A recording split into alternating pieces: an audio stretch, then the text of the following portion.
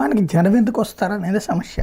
Only YCP నాయకులేనా, కార్యకర్తలేనా? అంతే కదా, ఏ రాజకీయ పార్టీ పెట్టినా రాజకీయ పార్టీ కార్యకర్తలే వస్తారు.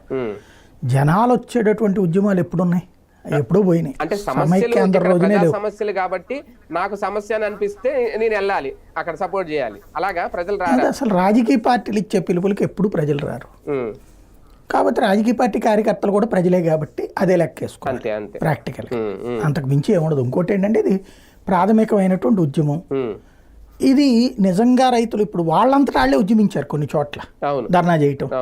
ఏది గోని సంచులు కావాలని లేకపోతే కనుక తీసుకెళ్ళట్లేదని చేశారు కదా. ఈవెన్ అందుకనినే కదా ప్రభుత్వం మంత్రుల్ని వీళ్ళని ప్రతి ఏరియాలకి పంపించింది, గ్రౌండ్ లెవెల్లో ధాన్యం దగ్గర చెక్ చేయమంది. అలా చెక్ చేసినప్పుడు కొన్ని చోట్ల అడిగారు కదా మంత్రుల్ని, 1200 ఇస్తానంటున్నారు, 1400 ఇస్తానంటున్నారు అని చెప్పి అడిగారు కదా. అంటే అక్కడ అర్థమవుతుంది కదా దాంట్లో ప్రాక్టికల్గా. ఒకటి ఇక్కడ ప్రభుత్వం ఒక అద్భుతమైన ప్లాన్ చేసింది, ఆచరణలో ఫెయిల్ అయింది ఏంటంటే అధికార యంత్రాంగం. ఇవాళ ఈ కలెక్టర్ల సమావేశం సందర్భంగానన్నా సక్రమంగా ఆలోచిస్తారంటే మనం పుండుకి పైన మందు పూస్తున్నాం.